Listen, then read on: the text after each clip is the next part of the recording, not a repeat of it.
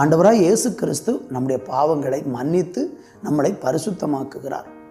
பாவங்களை மறைக்கிறவன் வாழ்வடைய மாட்டான், அதை அறிக்கை செய்து விட்டு விடுகிறவன் இரக்கத்தை பெறுவான் என்று ஆண்டவர் சொல்லுகிறார்.